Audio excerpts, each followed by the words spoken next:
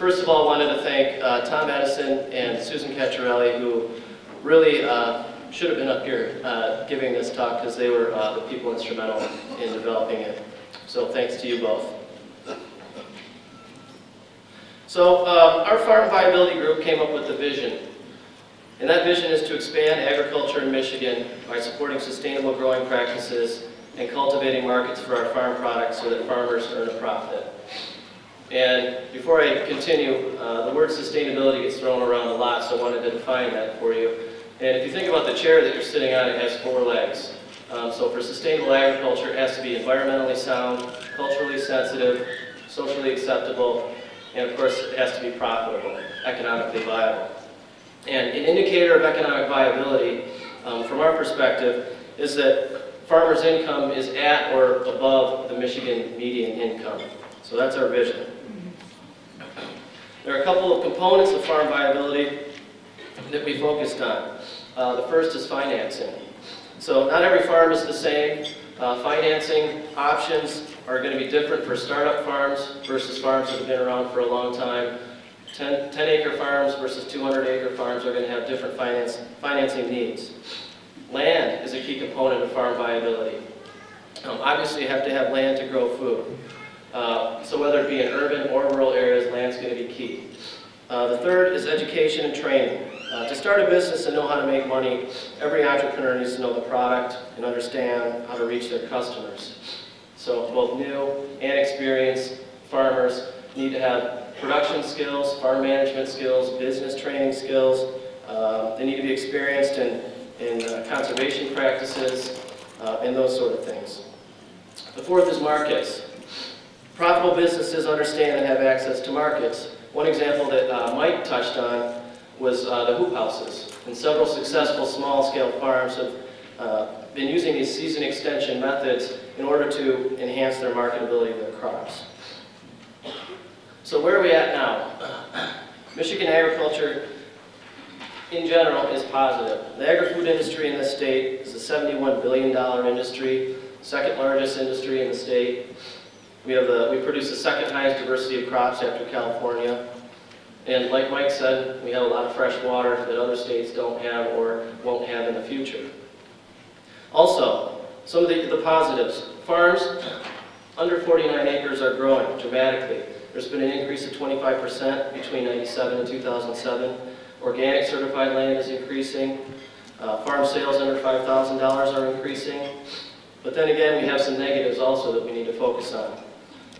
Between 2007 and 2008, Michigan lost 1,000 farms. According to the American Farmland Trust, we have some of the highest quality farmland that's in the most threat of being developed. Also, there's a disturbing trend where positively we have the smaller farms increasing, and on the other side we have the large-scale farms increasing, but all those farms in the middle are disappearing. So from 50 to 500 acres, those farms are going away. So in the next 30 years, if current trends continue, over 70% of those farms will disappear. So there are positive aspects we need to promote, and there's negative aspects that we need to work on. So are farmers an endangered species? We hope not.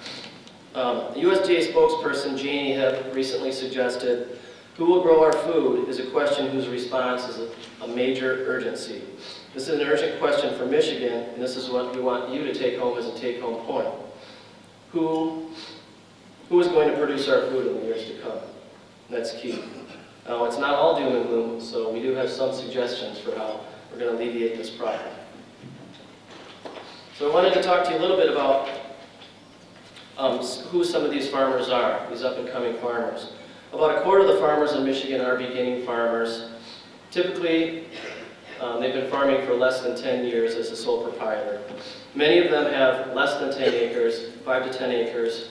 The typical trend is that they'll lease acreage and then perhaps go on to buy it. And they've had to piece together the knowledge and skills to be able to be successful farmers. And somewhat shockingly, the majority from the surveys that we've done show that their startup finances come from their credit cards. However, most are able to generate about 70% of their total household income from the farm after 3 years. Now, how do they go about doing that? One is good farm management. Number two, they're basically using their labor, their sweat equity, instead of purchasing farm equipment. And the majority of them have developed relationships with their customers. How many people have heard of a CSA, Community Supported Agriculture? So most people here. For those of you who don't know what that is, it's a really neat system whereby folks buy shares into a farm, and every week they receive some of the produce that farm produces, so they're sharing in the risk.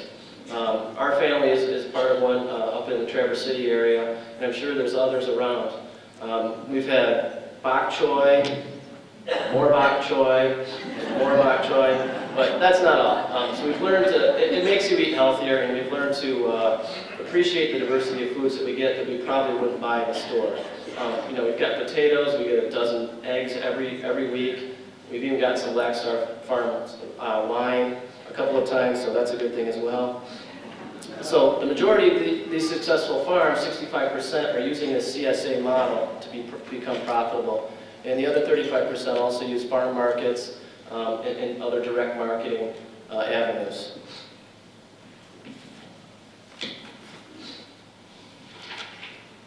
So about how many new farmers do we need and how do we help them out?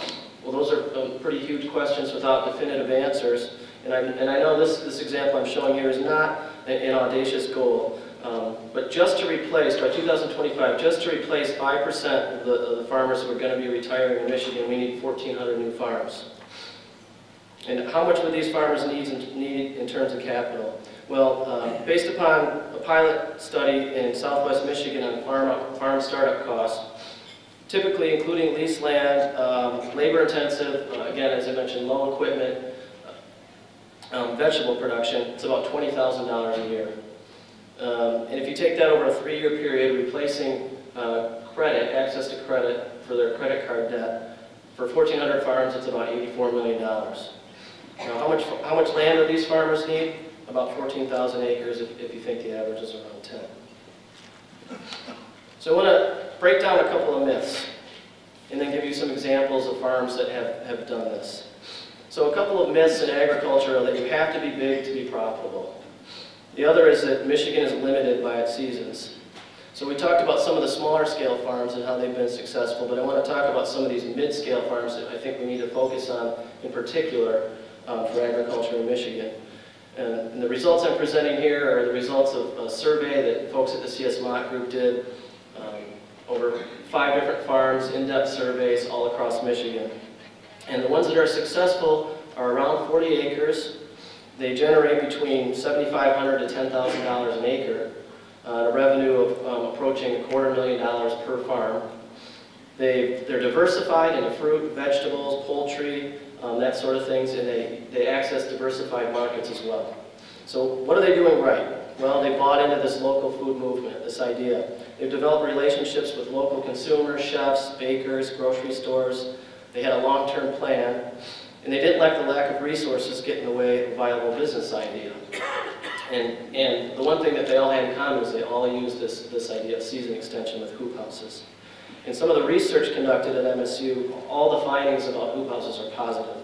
Farmers who participated in MSU's unheated hoop house trials saw their net worth increase by over $4,000 in less than 4 years.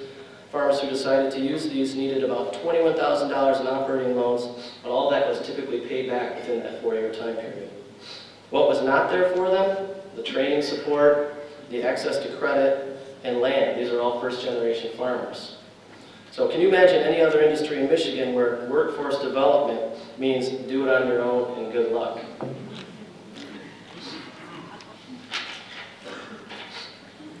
We wanted to touch on some animal systems as well, because this is important. And I just wanted to touch on one particular example up in Northwest Michigan. I want to thank Patty Cantrell for the Michigan Land Use Institute for writing a superb story about this. You can see it on their website. And this is the Shetler family dairy. You might have heard of it. In the 1980s, the Shetler family faced a dilemma that a lot of folks also have the dilemma. And their dilemma was get big or get out. Well, they decided to avoid that altogether, and they developed a pasture-based system where the cows eat grass, like they're supposed to do. In the meantime, they saved all the money on the feed costs. Then they took advantage, they did a survey, found that there was a big demand for locally produced milk in Northwest Michigan.